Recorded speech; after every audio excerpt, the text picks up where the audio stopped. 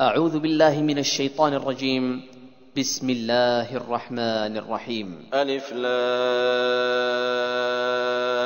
را تلك آيات الكتاب المبين إنا أنزلناه قرآنا عربيا لعلكم تعقلون نحن نقص عليك أحسن القصص بما أوحينا إليك هذا القرآن وإن كنت من قبله لمن الغافلين إذ قال يوسف لأبيه يا أبت إني رأيت 11 كوكبا والشمس والقمر رأيتهم لي ساجدين قال يا بني لا تقصص رؤياك على إخوتك فيكيدوا لك كيدا إن الشيطان للإنسان عدو مبين وكذلك يجتبيك ربك ويعلمك من تأويل الأحاديث ويتم نعمته عليك وعلى آل يعقوب كما أتمها على أبويك من قبل إبراهيم وإسحاق إن ربك عليم حكيم لقد كان في يوسف وإخوته آيات للسائلين إذ قالوا ليوسف وأخوه أحب إلى أبينا منا ونحن عصبة إن أبانا لفي ضلال مبين اقتلوا يوسف أو اطرحوه أرضا يخل لكم وجه أبيكم وتكونوا من بعده قوما صالحين قال قائل منهم لا تقتلوا يوسف وألقوه في غيابة الجب يلتقطه بعض السيارة إن كنتم فاعلين قالوا يا أبانا ما لك لا تأمنا على يوسف وإنا له لناصحون أرسله معنا غدا يرتع ويلعب وإنا له لحافظون قال إني ليحزنني أن تذهبوا به وأخاف أن يأكله الذئب وأنتم عنه غافلون قالوا لئن أكله الذئب ونحن عصبة إنا إذا لخاسرون فلما ذهبوا به وأجمعوا أن يجعلوه في غيابة الجب وأوحينا إليه لتنبئنهم بأمرهم هذا وهم لا يشعرون وجاءوا أباهم عشاء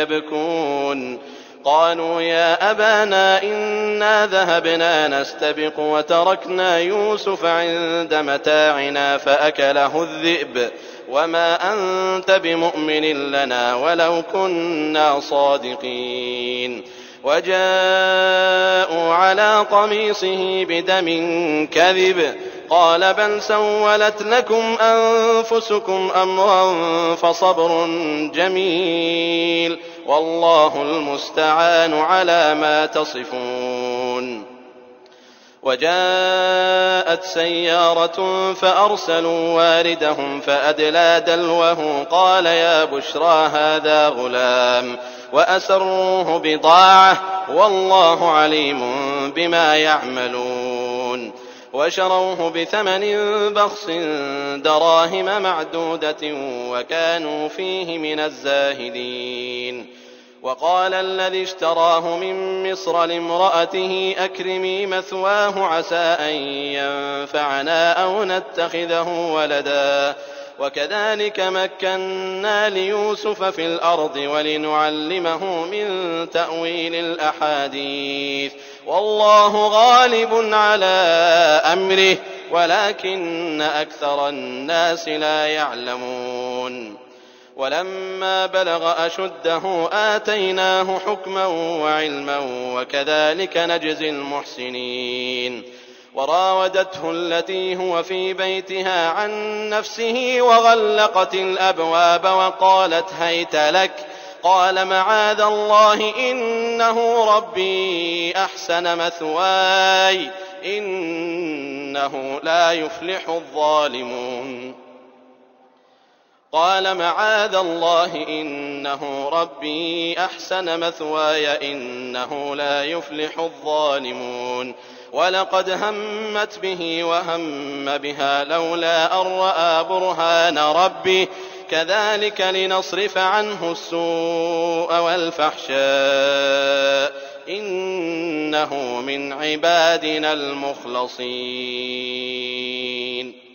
واستبق الباب وقدت قميصه من دبر وألف يا سيدها لدى الباب قالت ما جزاء من أراد بأهلك سوءا إلا أن يسجن أو عذاب أليم قال هي راودتني عن نفسي وشهد شاهد من أهلها إن كان قميصه قد من قبل فصدقت وهو من الكاذبين وإن كان قميصه قد من دبر فكذبت وهو من الصادقين فلما رأى قميصه قد من دبر قال إنه من كيدكن إن كيدكن عظيم يوسف أعرض عن هذا واستغفري لذنبك إنك كنت من الخاطئين وقال نسوة في المدينة امرأة العزيز تراود فتاها عن نفسه قد شغفها حبا إنا لنراها في ضلال مبين فلما سمعت بمكرهن أرسلت إليهن وأعتدت لهن متكئا وآتت كل واحدة منهن سكينا وقالت اخرج عليهن فلما رأينه أكبرنه وقطعن أيديهن وقلن حاش لله ما هذا بشرا إن هذا إلا ملك كريم قالت فذلكن الذي لمتنني فيه ولقد راودته عن نفسه فاستعصم ولئن لم يفعل ما آمره ليسجنن وليكونن من الصاغرين قال رب السجن أحب إلي مما يدعونني إليه وإلا تصرف عني كيدهن أصب إليهن وأكن من الجاهلين فاستجاب له ربه فصرف عنه كيدهن إنه هو السميع العليم ثم بدا لهم من بعد ما رأوا الآيات ليسجننه حتى حين ودخل معه السجن فتيان قال أحدهما إني أراني أعصر خمرا وقال الآخر إني أراني أحمل فوق رأسي خبزا تأكل الطير منه نبئنا بتأويله إنا نراك من المحسنين قال لا يأتيكما طعام ترزقانه إلا نبأتكما بتأويله قبل أن يأتيكما ذلكما مما علمني ربي إني تركت ملة قوم لا يؤمنون بالله وهم بالآخرة هم كافرون واتبعت ملة آبائي إبراهيم وإسحاق ويعقوب ما كان لنا أن نشرك بالله من شيء ذلك من فضل الله علينا وعلى الناس ولكن أكثر الناس لا يشكرون يا صاحبي السجن أأرباب متفرقون خير أم الله الواحد القهار ما تعبدون من دونه إلا أسماء سميتموها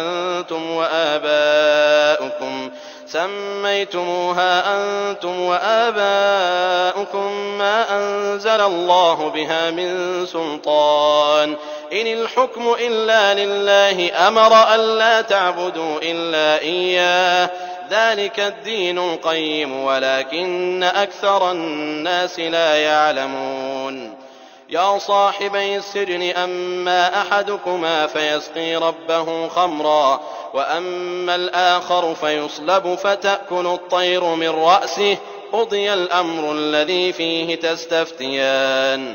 وقال للذي ظن أنه ناج منهما اذكرني عند ربك فأنساه الشيطان ذكر ربه فلبث في السجن بضع سنين. وقال الملك إني أرى 7 بقرات سمان يأكلهن 7 عجاف و7 سنبلات خضر وأخر يابسات يا أيها الملأ أفتوني في رؤياي إن كنتم للرؤيا تعبرون. قالوا أضغاث أحلام وما نحن بتأويل الأحلام بعالمين. وقال الذي نجا منهما وادكر بعد أمة أنا أنبئكم بتأويله فأرسلون. يوسف أيها الصديق أفتنا في 7 بقرات سمان يأكلهن 7 عجاف و7 سنبلات خضر وأخر يابسات لعلي أرجع إلى الناس لعلهم يعلمون. قال تزرعون 7 سنين دأبا فما حصدتم فذروه في سنبله إلا قليلا مما تأكلون. ثم يأتي من بعد ذلك 7 شداد يأكلن ما قدمتم لهن إلا قليلا مما تحصنون. ثم يأتي من بعد ذلك عام فيه يغاث الناس وفيه يعصرون. وقال الملك ائتوني به فلما جاءه قال ارجع إلى ربك فلما جاءه الرسول قال ارجع إلى ربك فاسأله ما بال النسوة اللاتي قطعن أيديهن إن ربي بكيدهن عليم.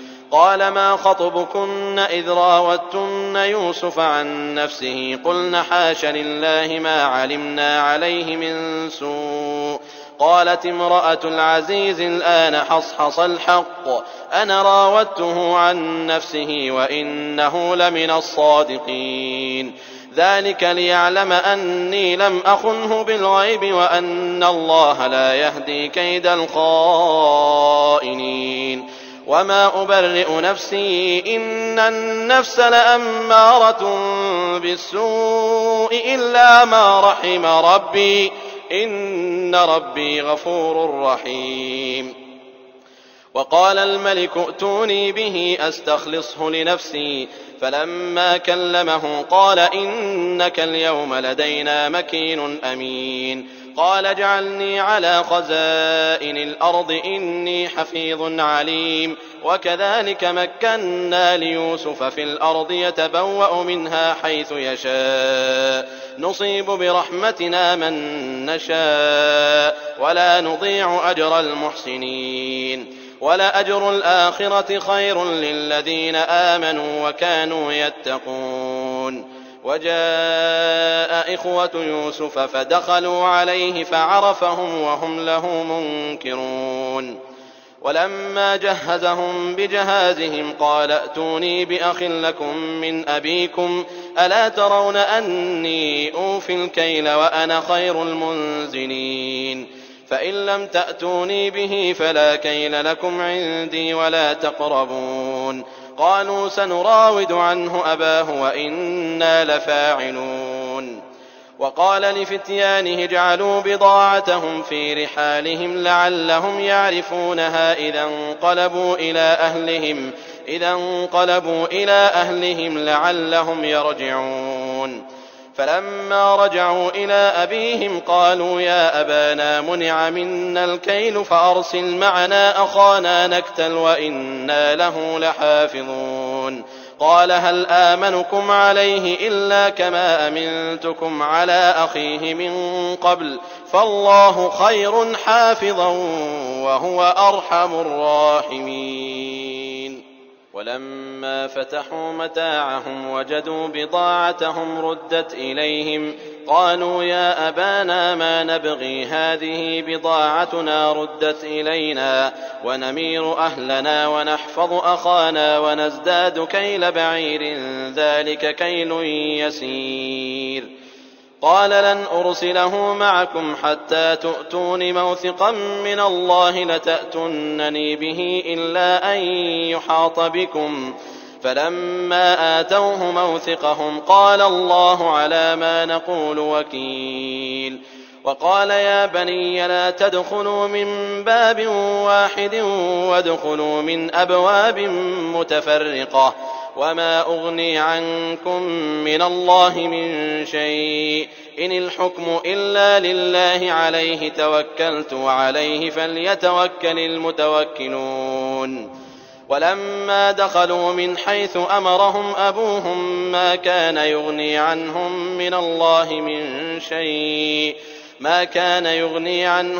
من الله من شيء إلا حاجة في نفس يعقوب قضاها وإنه لذو علم لما علمناه ولكن أكثر الناس لا يعلمون. ولما دخلوا على يوسف آوى إليه أخاه قال إني أنا أخوك فلا تبتئس بما كانوا يعملون. فلما جهزهم بجهازهم جعل السقاية في رحل أخيه ثم أذن مؤذن أيتها العير إنكم لسارقون. قالوا وأقبلوا عليهم ماذا تفقدون قالوا نفقد صواع الملك ولمن جاء به حمل بعير وأنا به زعيم. قالوا تالله لقد علمتم ما جئنا لنفسد في الأرض وما كنا سارقين.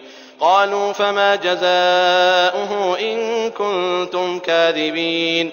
قالوا جزاؤه من وجد في رحله فهو جزاؤه كذلك نجزي الظالمين.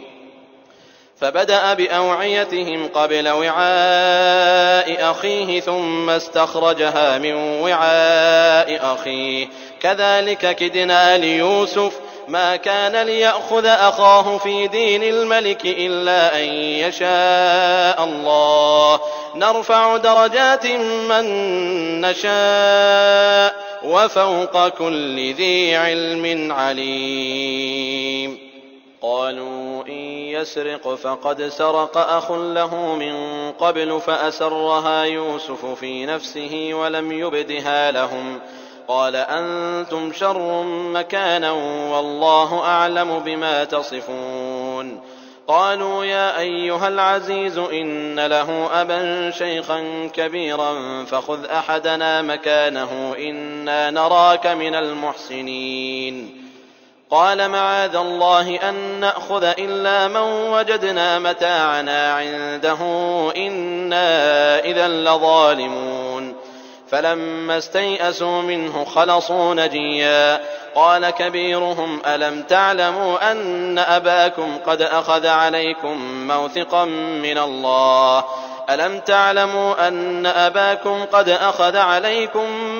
من الله ومن قبل ما فرطتم في يوسف فلن أبرح الأرض حتى يأذن لي أبي أو يحكم الله لي وهو خير الحاكمين.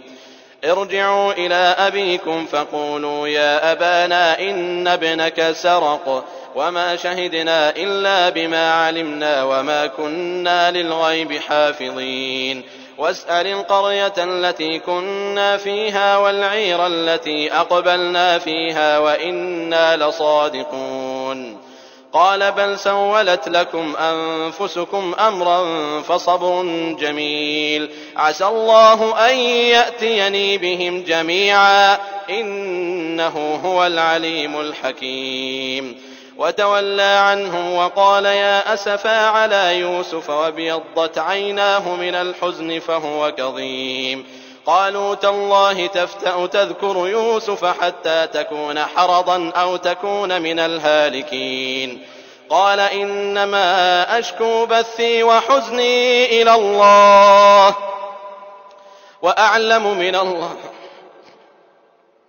قال إنما أشكو بثي وحزني إلى الله وأعلم من الله ما لا تعلمون. يا بني يذهبوا فتحسسوا من يوسف وأخيه ولا تيأسوا من روح الله إنه لا ييأس من روح الله إلا القوم الكافرون. فلما دخلوا عليه قالوا يا أيها العزيز مسنا وأهلنا الضر وجئنا ببضاعة مزجاة فأوف لنا الكيل وتصدق علينا إن الله يجزي المتصدقين. قال هل علمتم ما فعلتم بيوسف وأخيه إذ أنتم جاهلون؟ قالوا أئنك لأنت يوسف؟ قال أنا يوسف وهذا أخي قد من الله علينا إنه من يتق ويصبر فإن الله لا يضيع أجر المحسنين. قالوا تالله لقد آثرك الله علينا وإن كنا لخاطئين. قال لا تثريب عليكم اليوم يغفر الله لكم وهو أرحم الراحمين.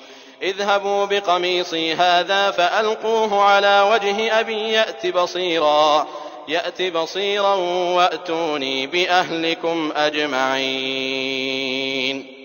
ولما فصلت العير قال أبوهم إني لأجد ريح يوسف لولا أن تفندون. قالوا تالله إنك لفي ضلالك القديم. فلما أن جاء البشير ألقاه على وجهه فارتد بصيرا قال ألم أقل لكم إني أعلم من الله ما لا تعلمون؟